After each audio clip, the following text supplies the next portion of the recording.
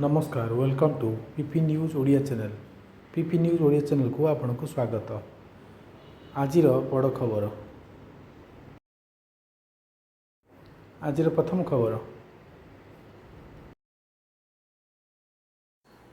शुक्रवार राज्य कैबिनेटर 28तम बैठक मुख्यमंत्री मोहन चरण माझी अध्यक्षतार लोकसेवा भवन सम्मिलनी कक्ष अनुष्ठित हो जाइछि।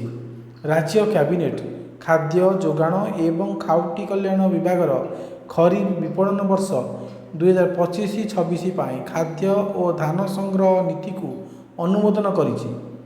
एहासह मोट 10टी विभागर 15टी प्रस्ताव को कैबिनेट अनुमोदन करिछि। कैबिनेट निष्पत्ति संपर्क में मुख्य सचिव मनोज आहूजा गणमाध्यम को सूचना दी यह कहते सरकार को धान बिक्री पाई आधार हेब एकमात्र परिचय पत्र। पंजीकरण समय चाषी माने आधार आधारित ई-केवाईसी पंजीकरण एवं IRIS माध्यम आधार ई-केवाईसी आधारित देय पाई सम्मति देवे। पंजीकृत चाषी को धान संग्रह धानर परिमाण नहीं आगुआ SMS माध्यम जणाई दियाजिवो। साधारण धान पाई क्विंटल पिछा MSP 2369 टंका एवं ग्रेड ए धान पाई क्विंटल पिछा 2389 टंका धार्य कर। परवर्ती खबर, परिवहन विभाग प्रमुख सचिव उषा पाढ़ी द्वारा जारी होता विज्ञप्ति कहुई जेकोसी परिस्थिति में चालाण कटि लोक जरिमाना 50% पैठ करने को हेब।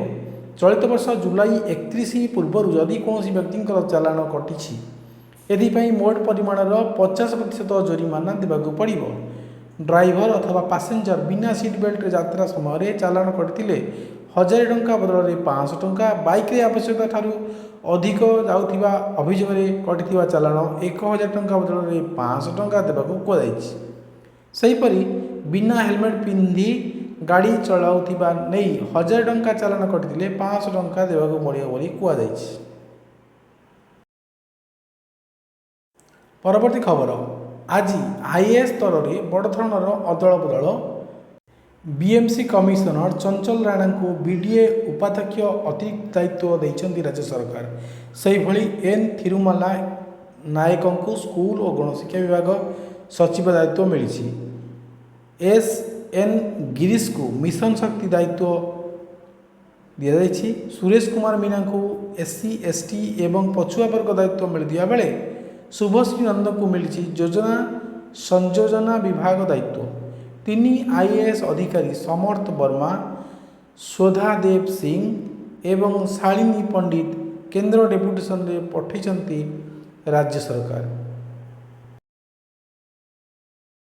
परवर्ती खबर, शुक्रवार अनुगुल सहर उपकंठରେ प्राय 45टी हाथींकर एक पल कांगुला बेंतापुर एवं निकटवर्ती अंचल में प्रवेश कर घर भांगिबा एवं चाष जमी फसल नष्ट करिया परे आतंक खेली जाइथिला। गत 10 दिन धरी यह हाथीपल बेंतापुर, गोपीनाथपुर एवं आंकुल ग्राम एवं यार आखपाखे घूरी बुलुछंती एवं व्यापक क्षति करुछंती। सूत्र अनुसार हाथी माने प्राय 1 मास पूर्व ढेंकानाल वन विभाग अनुगुल को स्थानांतरित होते से माने अनुकूल तालचेर एवं बंतला जंगल रेंज दे गति करुछंती। Angul divisional forest officer Nitish Kumar कहते जे हाथीपल को एक सुरक्षित जंगल अंचल को फेराई आने पदक्षेप नि रिलीफ कैंप माध्यम फसल क्षतिर आकलन कर खूब शीघ्र क्षतिपूरण प्रदान कर से कहते। परवर्ती खबर, भारत सरकार जातीय सबुज हाइड्रोजेन मिशन अधीन पारादीप बंदर कर्तृपक्ष को आनुष्ठानिक भाव में एक सबुज हाइड्रोजेन हब भाव में स्वीकृति दि जाइछि। यही स्वीकृति सहित पारादीप बंदर एवं देशर स्वच्छ शक्ति एवं डिकार्बोनाइजेशन पदक्षेपर अग्रभाग में अवस्थित। नूतन एवं नवीकरणीय शक्ति निर्देशावली अनुଯାयी प्रदान करा नामकरण हब मध्य प्रकल्पगुड़ी केंद्र एवं राज्य सरकार उभय योजनार प्रोत्साहन एवं लाभ पाइबा सक्षम होइछि। सबुज हाइड्रोजेन हब हाइड्रोजेन उत्पादन, संरक्षण, परिवहन एवं शेष व्यवहार प्रयोग पर समन्वित केंद्र भाव में कार्य करे। ପରବର୍ତ୍ତୀ ଖବର, ନୂଆପଡ଼ା ଉପନିର୍ବାଚନ ପୂର୍ବରୁ ଏକ ବଡ଼ ରାଜନୈତିକ ଘଟଣାକ୍ରମରେ ଦିବଂଗତ ବିଜେଡି ବିଧାୟକ ରାଜେନ୍ଦ୍ର ଢୋଲକିଆଙ୍କର ପୁଅ ଜୟ ଢୋଲକିଆ ଶନିବାର ଭାରତୀୟ ଜନତା ପାର୍ଟି ଅର୍ଥାତ୍ ବିଜେପିରେ ଯୋଗ ଦେଇଛନ୍ତି। ଏକ ସୂତ୍ର ଅନୁସାରେ ଢୋଲକିଆ ବିଜେପି ଟିକଟରେ ଉପନିର୍ବାଚନ ଲଢ଼ିପାରନ୍ତି। ଏଠାରେ ଉଲ୍ଲେଖ କରାଯାଇପାରେ ଯେ ନୂଆପଡ଼ା ବିଧାନସଭା ଆସନ ପାଇଁ ଉପନିର୍ବାଚନ ନଭେମ୍ବର 11ରେ ଅନୁଷ୍ଠିତ ହେବ। ଜୟ ଢୋଲକିଆ ଦଳୀୟ କର୍ମୀ ଏବଂ ସମର୍ଥକମାନଙ୍କୁ ସମ୍ବୋଧିତ କରି ବିଜେପିର ନେତୃତ୍ୱ ଏବଂ ଓଡ଼ିଶା ପାଇଁ ଦୃଷ୍ଟିକୋଣ ଉପରେ ଆସ୍ଥା ପ୍ରକଟ କରିଛନ୍ତି। ସେ ବିକାଶ ପ୍ରତି ତାଙ୍କର ପ୍ରତିବଦ୍ଧତା ଉପରେ ଗୁରୁତ୍ୱ ଆରୋପ କରିଥିଲେ ଏବଂ ଜନସେବାରେ ତାଙ୍କର ପିତାଙ୍କର ଐତିହ୍ୟକୁ ଆଗକୁ ବହନ କରିବାକୁ ପ୍ରତିଜ୍ଞା କରିଛନ୍ତି।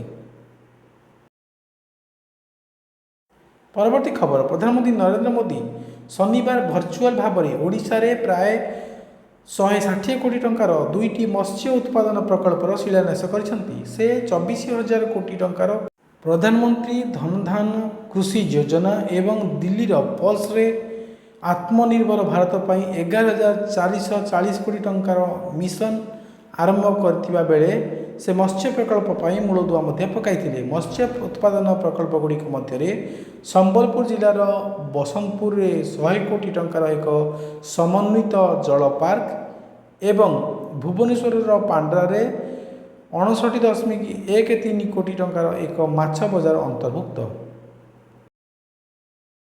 ପରବର୍ତ୍ତୀ ଖବର, ଏକ ଗୁରୁତ୍ୱପୂର୍ଣ୍ଣ ଘଟଣାକ୍ରମରେ ବେସାମରିକ ବିମାନ ଚଳାଚଳ ନିର୍ଦ୍ଦେଶାଳୟ DGCA ଆନୁଷ୍ଠାନିକ ଭାବରେ ଓଡ଼ିଶାର ପୁରୀରେ ଥିବା ଶ୍ରୀ ଜଗନ୍ନାଥ ମନ୍ଦିରକୁ ରେଡ୍ ଜୋନ୍ ଭାବରେ ଘୋଷଣା କରିଛି, ଯାହା ଦ୍ୱାଦଶ ଶତାବ୍ଦୀର ଏହି ମନ୍ଦିର ଚାରିପାଖରେ ସୁରକ୍ଷା ବ୍ୟବସ୍ଥାକୁ ବୃଦ୍ଧି କରିଛି। ରେଡ୍ ଜୋନ୍ ସ୍ଥିତି 3 ବର୍ଷ ପାଇଁ ସେପ୍ଟେମ୍ବର ମାସରୁ ଆରମ୍ଭ ହୋଇ 2028 ସେପ୍ଟେମ୍ବର ମାସ ପର୍ଯ୍ୟନ୍ତ କାର୍ଯ୍ୟକାରୀ ହେବ। ଏହି ପ୍ରତିବନ୍ଧକ ଡ୍ରୋନ୍ ଭଳି ମାନବବିହୀନ ବିମାନ ପାଇଁ ପ୍ରଯୁଜ୍ୟ ହେବ, ଯାହା ଏକ ଗୁରୁତ୍ୱପୂର୍ଣ୍ଣ ସୁରକ୍ଷା ଚ୍ୟାଲେଞ୍ଜ ସୃଷ୍ଟି କରିପାରେ। ରେଡ୍ ଜୋନ୍ ଟ୍ୟାଗ୍ ସହିତ ମନ୍ଦିର ପରିସରରେ ଯେକୌଣସି ଅନଧିକୃତ ଡ୍ରୋନ୍ ଅପରେସନ୍ କିମ୍ବା ଆକାଶ ଗତିବିଧି ବିରୁଦ୍ଧରେ କଠୋର ଆଇନଗତ କାର୍ଯ୍ୟାନୁଷ୍ଠାନ ଗ୍ରହଣ କରାଯିବ। ଆସନ୍ତୁ ଦେଶ ବିଦେଶର ଖବର ଉପରେ ନଜର ପକାଇବା। ପରବର୍ତ୍ତୀ ଖବର, ପ୍ରଧାନମନ୍ତ୍ରୀ ନରେନ୍ଦ୍ର ମୋଦି ଶନିବାର ଦିନ ଡାଲି କ୍ଷେତ୍ରରେ ଆତ୍ମନିର୍ଭରତା ମିଶନ ସମେତ 35,440 କୋଟି ଟଙ୍କାର 2ଟି ପ୍ରମୁଖ କୃଷି ଯୋଜନାର ଶୁଭାରମ୍ଭ କରିଛନ୍ତି ଏବଂ ଚାଷୀମାନଙ୍କୁ ଘରୋଇ ଏବଂ ବିଶ୍ୱ ଚାହିଦା ପୂରଣ କରିବା ପାଇଁ ଉତ୍ପାଦନ ବୃଦ୍ଧି କରିବାକୁ ଆହ୍ୱାନ ମଧ୍ୟ କରିଛନ୍ତି।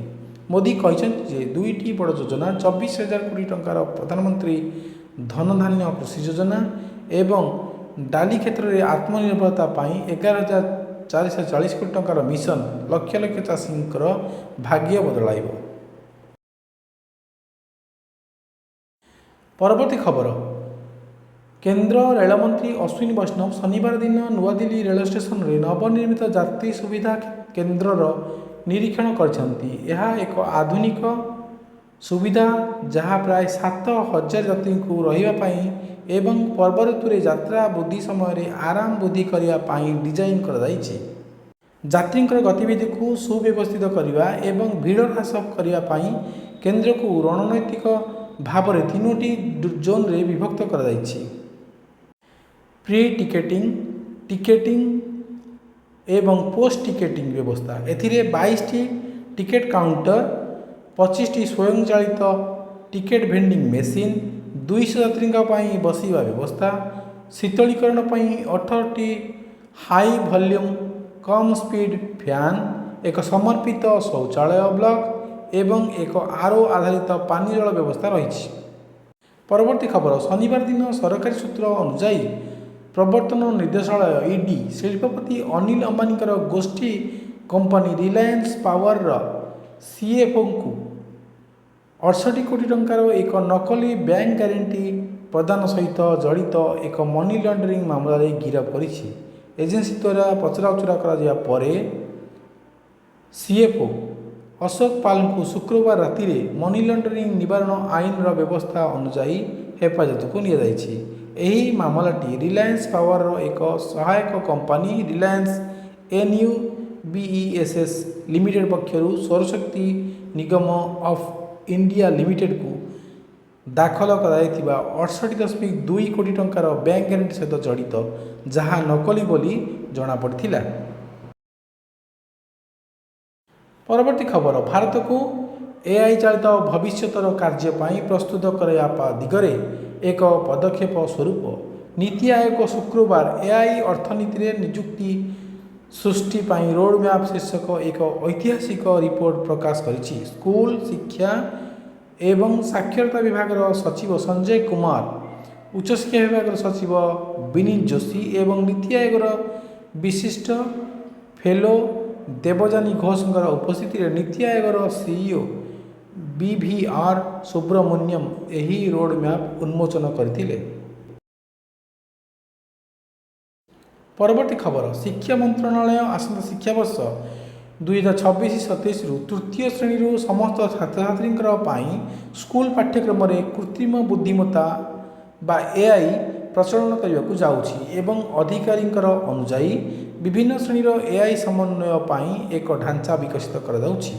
आगामी 2 ରୁ 3 वर्ष मध्य छात्र एवं शिक्षक माने जेपरी एही प्रजुक्ति विद्या सहित सठिक भाव में समन्वित करें से आमको द्रुत गति आगक बढ़िया पड़ो। सारा देश में 1 कोटी अधिक शिक्षक निकट में पहुँची से एआई संबंधी शिक्षा प्रदान कर सहायक हेबा चैलेंज हेब। सीबीएसई ग्रेड माध्यम एआई समन्वय ढांचा विकसित करुछु बोली स्कूल शिक्षा सचिव संजय कुमार यह कहिसंती।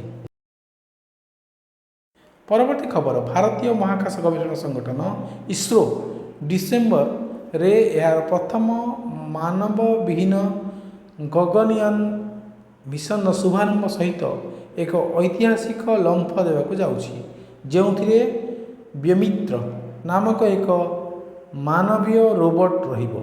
उल्लेखनीय जे एही मिशन महाकाश को एक मनीष परी रोबोट पठाइबारे भारतर प्रथम पाद हेबो जहाँ वैज्ञानिक मानकु एक पुरुषहीन परिवेश रे सिस्टम परीक्षा करने एवं गुरुत्वपूर्ण तथ्य संग्रह करने को अनुमति देव।